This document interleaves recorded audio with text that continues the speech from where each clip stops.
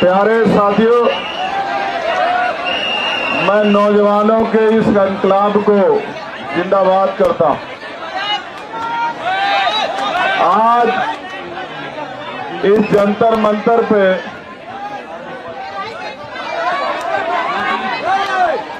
मैं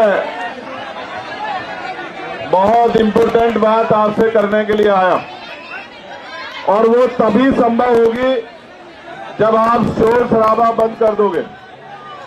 अगर आप बोलते रहोगे, नारा लगाते रहोगे, तो फिर मेरी बात आप तक नहीं पहुंच पाएगी। और मैं कई बार इस जंतर मंतर पे आया।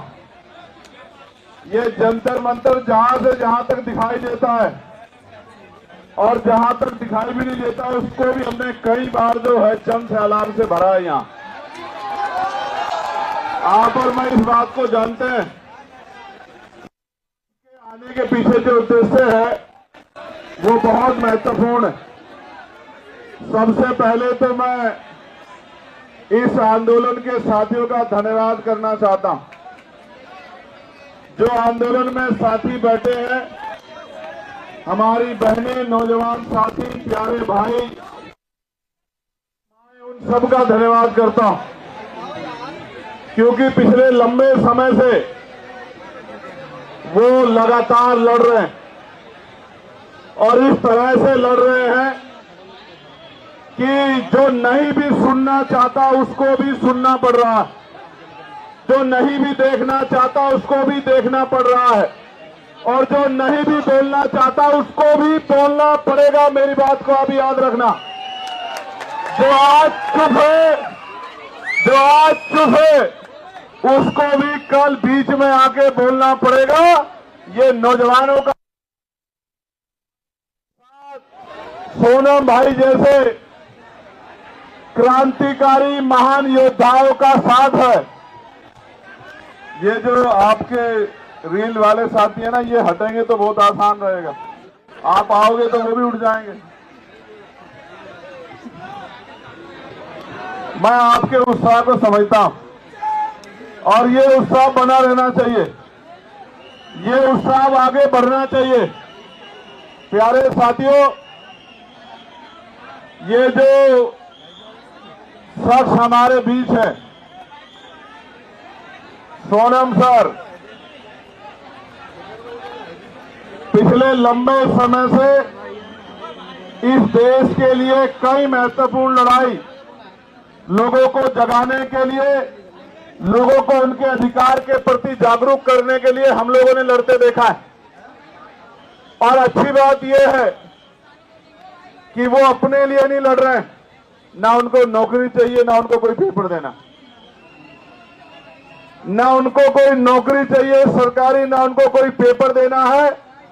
और अगर वो अपनी जान को दांव पे लगा के यहां बैठे हैं और हटाए से नहीं हट रहे, इस बात का इनकलाब है, इस बात की चेतावनी है हुकूमत को कि अब ज्यादा दिन तक उनकी डिक्टेटरशिप चलने वाली नहीं, उनको फैसला लेना पड़ेगा।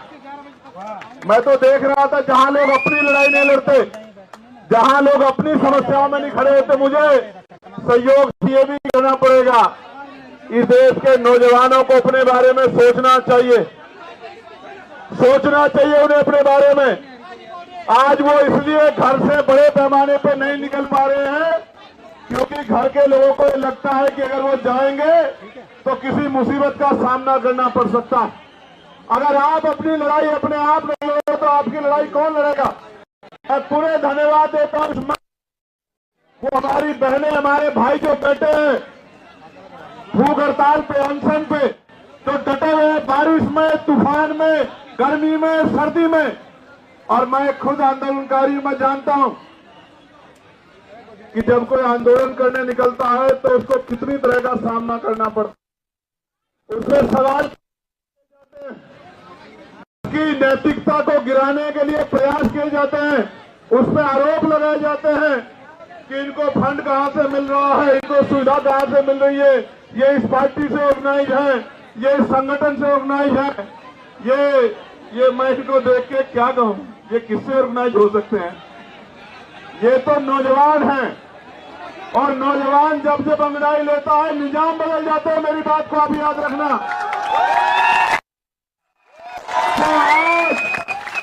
जो आज चुप हैं उनको कल तय करना पड़ेगा। ये लड़ाई किसी दल की नहीं है, ये लड़ाई भारत के युवाओं की लड़ाई है। और जो लड़ रहा है उसको देख रहे हैं, और जो चुप है लोग उसको भी देख रहे हैं। लोग ये भी देख रहे हैं कि कौन खड़ा है और कौन सिर्फ जो है किसी नुकसान का इंतजार। ये बड़े इंपोर्टेंट में देख रहा हूं। प्यारे साथियों, मैं तो खुद एनएसए में रहा 16 महीने के लिए जेल में, और निर्दोष होते हुए रहा। उसके बाद दिल्ली कई बार यहां प्रदर्शन करने आया तो रास्ते रोक दिए गए, बैरिकेडिंग लगा दी गई। बड़े बड़े पुलिस ने साइन बोर्ड खड़े करके तमाम तरह के प्रयास किए, डिटेन किए गए। लेकिन जब कोई क्रांतिकारी किसी अच्छे मकसद के लिए निकलता है, किसी जंग के लिए, किसी लड़ाई के लिए निकलता है, किसी संघर्ष के लिए निकलता है, ये छोटी मोटी दीवारें उनको रोक नहीं सकती। तो कई बार संघर्ष करने के बाद और जब इससे भी काम नहीं चला तो गोली भी खानी पड़ी। लेकिन मैं जिम्मेदारी से कह सकता हूं, ये मुल्क हमारा, ये देश हमारा, हम इस देश के नागरिक हैं।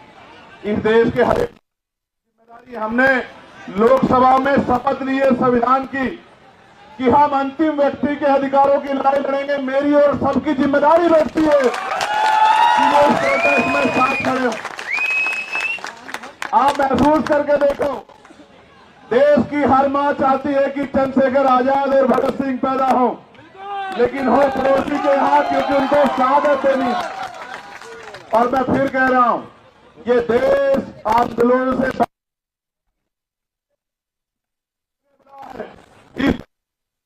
अंग्रेजों के पैर उखाड़ दिया। आंदोलन अंग्रेजों की भाषा बोलेगा, जो अंग्रेजों के रास्ते पे चलेगा, जो अंग्रेजों को अपना आदर्श मानेगा, उन सबके पैर भी ऐसे ऐसे आंदोलन उखाड़ देंगे। क्यों नहीं? क्यों नहीं? मैं जानना चाहता हूं कि धर्मेंद्र प्रधान जी को क्यों नहीं जा रही आवाज, प्रधानमंत्री जी को क्यों नहीं जा रही आवाज, गृह मंत्री जी को क्यों नहीं जा रही आवाज, और वो सरकार किसका इंतजार कर रही है कि ये इस शख्स में, इस मंच पे बैठा है, ये शख्स जो है, जो एक वैज्ञानिक है, जो एक पर्यावरण का मित्र है, जो देश की धरोहर है, वो मर जाए, इस देश की बात का इंतजार कर रही है सरकार। या इंतजार कर रही है कि कुछ गोंस आके यहाँ पत्थर फेंक दे, डंडा चला दे, या कोई भीड़ आके इस आंदोलन में हिंसा कर दे, ये आंदोलन बर्बाद हो जाए। मैं अपने साथियों कहूंगा, बहुत सचेत होकर चलाने की आवश्यकता है। अब तक जैसे आपने चलाया, आपकी बहादुरी को हम लोग सलाम करते हैं। अब तक जैसे आपने चलाया, मैं आपकी बहादुरी को सलाम। और मैंने देखा इस तरपाल के लिए पैर पकड़ने पड़े भाई, इस तरपाल के लिए पैर पकड़ने पड़े यहाँ रुकने के लिए। लास्ट बार पहलवान बेटियों का आंदोलन हुआ था यहाँ, मेरे आज भी याद है, जब ये आंदोलन लंबा चला था। उसके बाद ये दूसरा आंदोलन है। और कहा गया मुझसे भी कल, इन्होंने कहा इनकी टीम ने कि भैया 20 तारीख को कूच करेंगे हम लोग। 20 को ही करोगे ना? पक्का?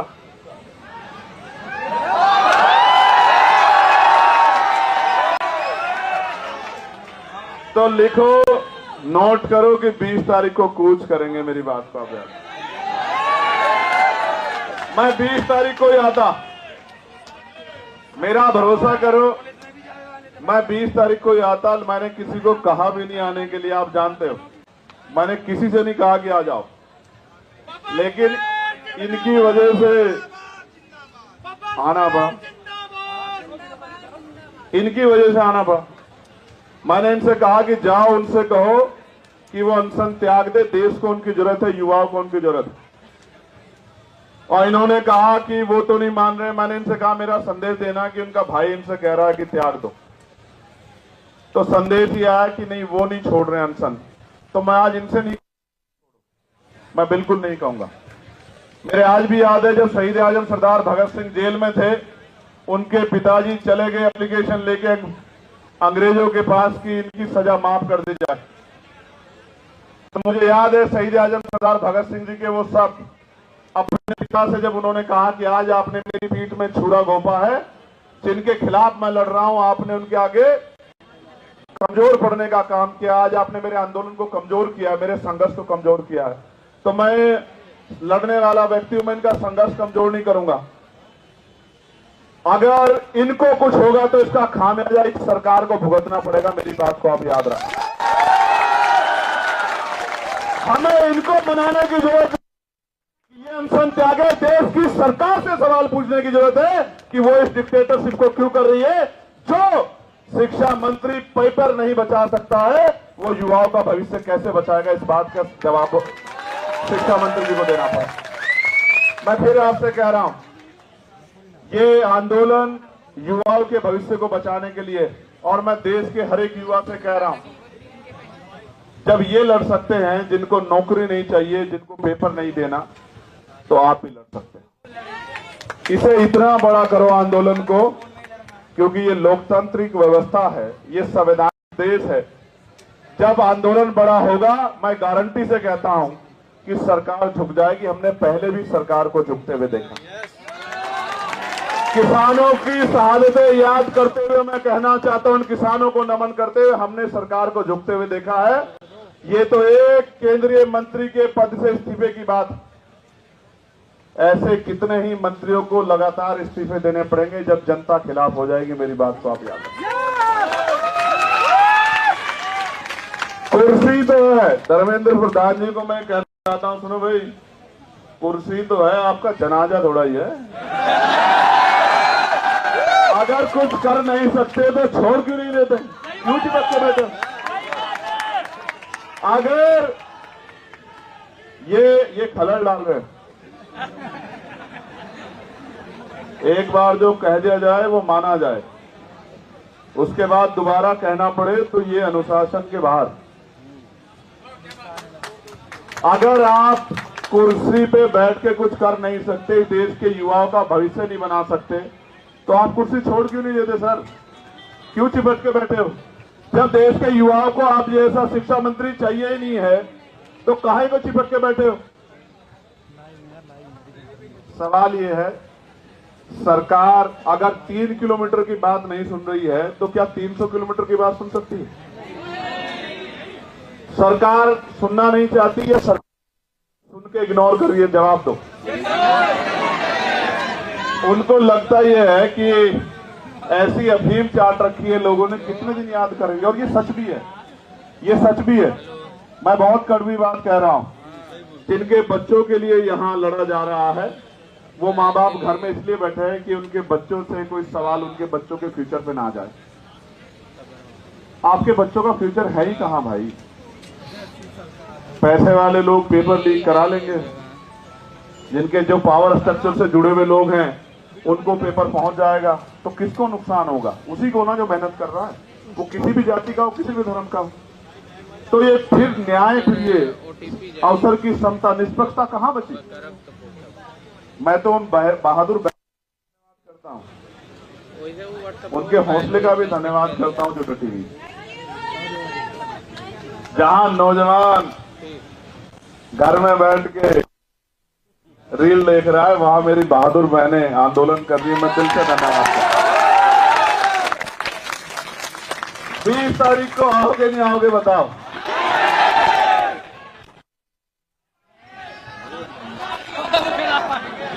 देखो, एक चीज जानो, मैं इस आंदोलन पे कोई सवाल, नैतिकता ये कहती है इसी वजह से इस आंदोलन पे कोई सवाल ना कराओ। जब मैं वहां आया ना, तो अपनी पार्टी, अपने तमाम मन के इच्छाओं को मैं वहां रख के आया। किसी भी पवित्र आंदोलन पर सवाल किसी की वजह से नहीं खड़े होने चाहिए। हर व्यक्ति की जिम्मेदारी बैठती है, वो किसी भी पार्टी का हो। वो जब यहाँ आ जाए इस आंदोलन में, तो वो छोड़ आए उसको। वो इसलिए आए क्योंकि उनसे पहले लोग लड़े, जो काम हमें करना चाहिए था वो काम ये टीम कर रही। ये हमारी जिम्मेदारी, हम सपने दिखा रहे हैं, हम लोगों के बीच जा रहे हैं, ये हमारी जिम्मेदारी। इसलिए मैं तो आ जाऊंगा। मैं तो फिर कह रहा हूं, मैंने उस दिन भी कहा मेरठ में, जब मैंने उनकी हालत देखी, कि मैं तो बैठ जाऊंगा। मैं बैठ गया तो फिर ये सरकार तो भारी हो जाएगा, क्योंकि अगर मैं बैठूंगा तो जितना यहाँ ये इसका पूरा क्षेत्रफल है, इतने लोग तो रात तक आ जाएंगे और एक प्रदेश के नहीं आएंगे। जिसको खबर रहेगी कि भैया वहां हैं वो आ जाएंगे सब लोग, आप समझ रहे हो। लेकिन ये आंदोलन पीसफुली चलता रहे। मैं इस आंदोलन पे की उंगली ना उठे इसलिए मैं चाहता हूं। ये तो वैसे भी फंडेड लोग हैं। कहां से फंड आया आपको? पाकिस्तान से, और सोरस से आ चुका है, पाकिस्तान से आ चुका है। कहां से? हर जगह से आ चुका है। पीएम वो भी आ जाएगा। देखो सुनो, ये पाकिस्तान लवर है पहला, फिर ये जॉर्ज सोरोस से इनको फंड्स आ रहे हैं, फिर ये CIA के एजेंट से इनको कुछ बात वहां से वो चल रहा है। अभी और रहेगा, पहले वो हिंदू मुसलमान जैसे वो भी यहाँ करके देख चुके ये लोग, धर्म विरोधी सब कुछ करके। लेकिन सवाल ये है, ये लड़ किसके लिए रहे? इनमें से कौन सा ऐसा है जिसका पेपर लीक हुआ? क्या जरूरत है इनको आने की? क्या जरूरत है इनको खड़े होने की? इनके घर वालों को डर नहीं लगता क्या उनकी जान कीमती नहीं है क्या? क्या वो आपके लिए लड़ते लड़ते शहीद हो? आपको याद है सरदार भगत सिंह क्यों फांसी का फंदा चूमना चाहते थे? उनको ऐसा लगता था कि मेरे जाने के बाद लोग जागेंगे, और यही जिद करके सोनम सर बैठे हुए हैं। मैं आपसे आग्रह करूंगा सर, 20 तारीख को आप, हम लोग जितना बड़ा प्रोटेस्ट आप चाहोगे उतना बड़ा करेंगे, मगर 20 तारीख को आप हमारी भी मान लेना। आप आज भी बता दो कितने चाहिए 20 तारीख के प्रोटेस्ट में आपको, और बताओ यहां से वहां तक, संसद तक आदमी को आप बताओ। आप जो कहोगे, आप कहोगे कि यहां से संसद तक आदमी देखने हैं, तो मैं वचन दे कहता हूं। सुनो भाई, मैं कोई बात हवा में नहीं कहता। पहली बात, अगर मैं कह रहा हूं यहां खड़े एडवोकेट चंद्रशेखर आजाद कि यहां से संसद तक आदमी आदमी होगा, तो आदमी आदमी होगा। मेरी बात को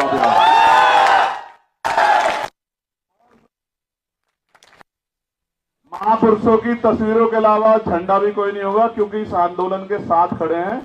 इस आंदोलन से कोई राजनीतिक लाभ नहीं चाहिए। मेरी बात को आप याद रखें। उस काम को हम लोग करते। बताओ सर, तय कर दो, आप बताओ। चलो, आपका कंसर्न बहुत जरूरी है। 20 तारीख को आप हमारी मान लोगे ना? 20 तारीख को जो आप कहते हो हम करेंगे। आप बताओ, आप हमारी मान लो। देश को जरूरत है आपको।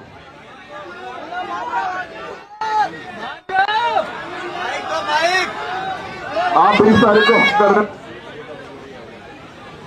आप चाहते हो 20 तारीख को हम लोग जीत जाएं?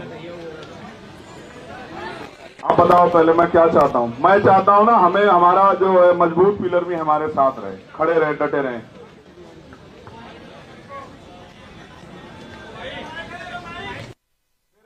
विजय भैया का डांस भी देखेंगे हम 20 तारीख के शाम में।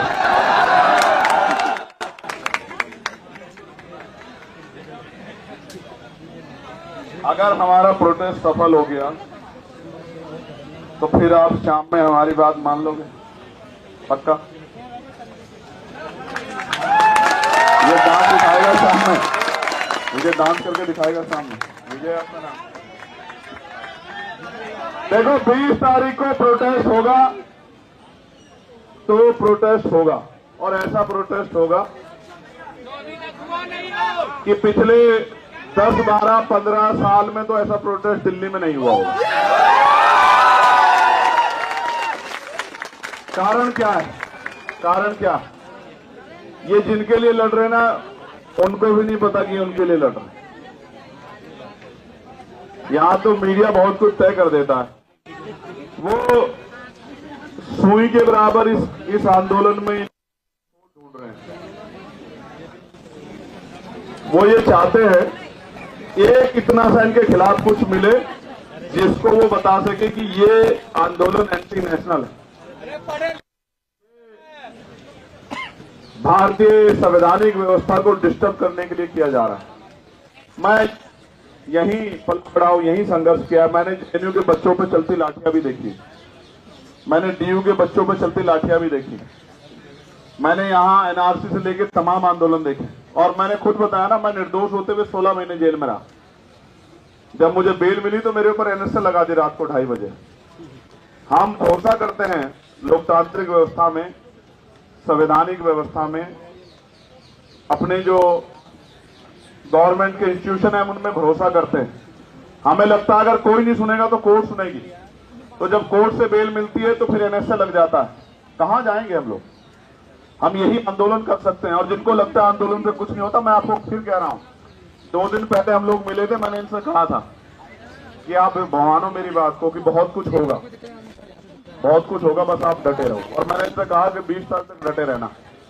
मैं प्रार्थना करता हूं महापुरुषों से, कुदरत से, प्रकृति से कि वो 20 तारीख को और मजबूत करे, स्वस्थ रखे, क्योंकि 21 तारीख की सुबह बहुत सुनहरी होगी भारत में। मेरी बात को आप याद है। और मैं इस मंच से कहना चाहता हूं कि जो घर है, चुप है, सो रहा है या जानबूझ के सोने की एक्टिंग कर रहा है, एक बड़े चिंतक ने कहा है कि कुछ लोग सिर्फ इस वजह से नहीं लड़े कि कहीं वो मरना है, लेकिन सच ये है कि एक दिन मरना सबको,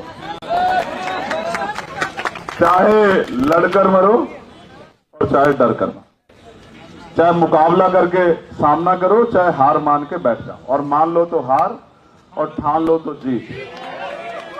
और सिर्फ सांसों का रुकना मौत नहीं होती, जिनका जमीर मर जाता है वो भी मर जाते हैं। ये जिंदा लोगों का मंच है, मैं इनको बधाई देता हूं। हम और हमारी पूरी टीम आपके साथ खड़ी है। जो यहां से मुझे आज सुने, मैं निमंत्रण नहीं भेजूंगा, ना मैं फेसबुक के जरिए आपसे अपील करूंगा। 20 तारीख को मैं यहां मिलूंगा, पार्लियामेंट चलेगी। मैंने भी कोई कमिटमेंट किया, मैं टेरी जा रहा था तो पुलिस के भाइयों ने मेरा बड़ा सम्मान किया, मेरी शर्ट फाड़ दी, तो मैंने वादा किया था कि 20 तारीख को मैं उस फटी शर्ट को पहन के देश की पार्लियामेंट में जाऊंगा, बताने के लिए, ये बताने के लिए नहीं कि मुझे लाठी लगी है या मेरी शर्ट फाड़ दी गई है। जब हम संघर्ष करने जाएंगे तो मिठाई तो नहीं मिलेगी, लेकिन ये बताने जाऊंगा कि सत्ता कितनी तानाशाह हो गई है। वो 3 किलोमीटर की आवाज को भी नहीं सुनती और 300 किलोमीटर की आवाज को भी नहीं सुनती। और हमें भरोसा है इस देश की महान न्यायपालिका पे कि वो हमारे दर्द को सुनेगी। एक दिन पहले पेपर लीक की खबर आती है, जब बच्चा अपना पूरा मन बना के हिम्मत करके पहुंच गया सेंटर पे, और जब वो खबर आती है तो वो ऐसा हो जाता है उसको जैसे उसकी शरीर की हिम्मत टूट गई। और मेरे आज भी याद है ना, पेपर के समय हम लोगों ने भी बहुत पेपर दिए हैं विजय, तो रुकने की जगह ढूंढते थे, किसके यहाँ रुकेंगे, किसके यहाँ खाना खाएंगे। दूसरे शहर में जाना मिडिल क्लास परिवारों के लिए, गरीब बच्चों के लिए आसान थोड़ा ही। और जब जा रहे हैं तो पता लग रहा है पेपर लीक हो गया है या घोटाला हो गया है।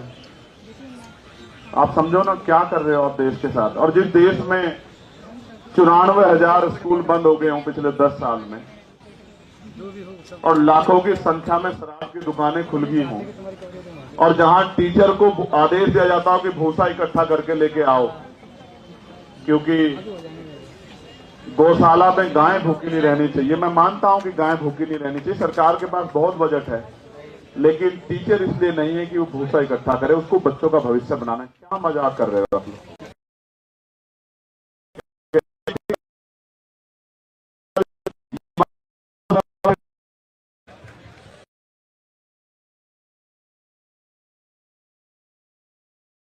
मेरे आज भी याद है जब शहीद आजम सरदार भगत सिंह जेल में थे, उनके पिताजी चले गए एप्लीकेशन लेके अंग्रेजों के पास कि इनकी सजा, उनको कोई नौकरी चाहिए सरकारी, ना उनको कोई पेपर देना है। और अगर वो अपनी जान को दांव पे लगा के यहां बैठे हैं और हटाए से नहीं हट रहे, इस बात का इनकलाब है, इस बात की चेतावनी है हुकूमत को कि अब ज्यादा दिन तक उनकी डिक्टेटरशिप चलने वाली नहीं, उनको फैसला लेना पड़ेगा। मैं तो देख रहा था जहां लोग अपनी लड़ाई नहीं लड़ते, जहां लोग अपनी समस्याओं में नहीं खड़े होते, मुझे सहयोग ये भी करना पड़ेगा। इस देश के नौजवानों को अपने बारे में सोचना चाहिए। मैं पार्लियामेंट जाया करूंगा, यहीं से वापस यहीं आया करूंगा, फिर यहीं से पार्लियामेंट जाया करूंगा, फिर वापस यहीं आया करूंगा। तो किसी मुसीबत का सामना करना पड़ सकता है। अगर आप अपनी लड़ाई अपने आप नहीं लड़े तो आपकी लड़ाई कौन लड़ेगा? मैं पूरे धन्यवाद देता हूं वो हमारी बहनें, हमारे भाई जो बैठे हैं भूख हड़ताल पे, अनशन पे, जो डटे हुए हैं बारिश में, तूफान में, गर्मी में, सर्दी में। और मैं खुद आंदोलनकारी, मैं जानता हूं कि जब कोई आंदोलन करने निकलता है तो उसको कितनी तरह का सामना करना पड़ता है। उसमें सवाल की नैतिकता को गिराने के लिए प्रयास किए जाते हैं, उस पर आरोप लगाए जाते हैं कि इनको फंड कहां से मिल रहा है, इनको सुविधा कहां से मिल रही है, ये इस पार्टी से ऑर्गेनाइज है, ये इस संगठन से ऑर्गेनाइज है। ये मैं इनको देख के क्या कहूं, ये किससे ऑर्गेनाइज हो सकते हैं? ये तो नौजवान हैं, और नौजवान जब जब अंगड़ाई लेता है निजाम बदल जाते हैं। मेरी बात को आप याद रखना।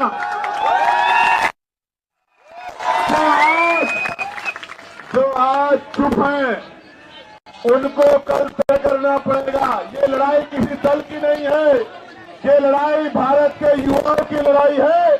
और जो लड़ रहा है उसको देख रहे हैं, और जो चुप है लोग उसको भी देख रहे हैं। लोग ये भी देख रहे हैं कि कौन खड़ा है और कौन सिर्फ जो है किसी नुकसान का इंतजार। ये बड़े इंपोर्टेंट देख रहा हूं। प्यारे साथियों, मैं तो खुद एनएसए में रहा 16 महीने के लिए जेल में, और निर्दोष होते हुए रहा। उसके बाद दिल्ली कई बार यहां प्रदर्शन करने आया तो रास्ते रोक दिए गए, बैरिकेडिंग लगा दी गई, बड़े बड़े पुलिस ने साइन बोर्ड खड़े करके तमाम तरह के प्रयास किए, डिटेन किए गए। लेकिन जब कोई क्रांतिकारी किसी अच्छे मकसद के लिए निकलता है, किसी जंग के लिए, किसी लड़ाई के लिए निकलता है, किसी संघर्ष के लिए निकलता है, ये छोटी मोटी दीवारें उनको रोक नहीं सकती। तो कई बार संघर्ष करने के बाद, और जब इससे भी काम नहीं चला तो गोली भी खानी पड़ी। लेकिन मैं जिम्मेदारी से कह सकता हूं, ये मुल्क हमारा, ये देश हमारा, हम इस देश के नागरिक हैं। इस देश के हर एक जिम्मेदारी, हमने लोकसभा में शपथ ली है संविधान की कि हम अंतिम व्यक्ति के अधिकारों की लड़ाई लड़ेंगे। मेरी और सबकी जिम्मेदारी बनती है कि वो इस प्रोटेस्ट में साथ खड़े हो। आप महसूस करके देखो, देश की हर मां चाहती है कि चंद्रशेखर आजाद और भगत सिंह पैदा हो, लेकिन हो पड़ोसी के यहां, क्योंकि उनको शहादत देनी। और मैं फिर कह रहा हूं, ये देश आंदोलनों से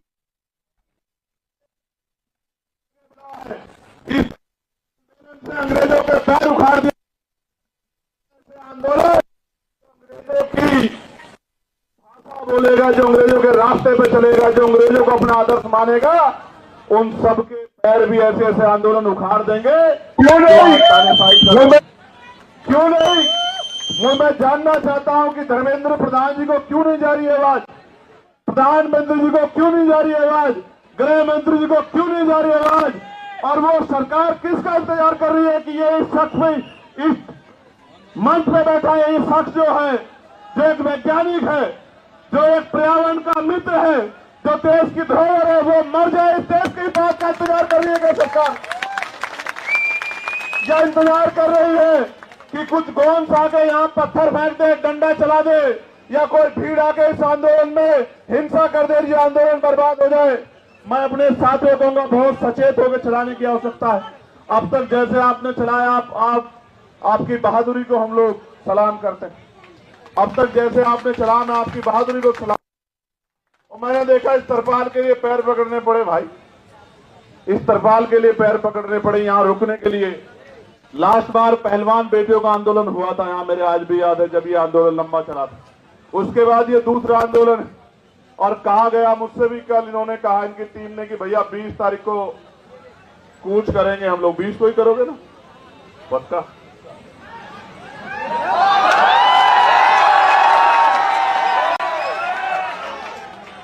तो लिखो, काम से आओ फिर आओ, लेकिन इस आंदोलन में हिम्मत दो कि जो लोग लड़ रहे हैं उनकी हिम्मत कम ना हो।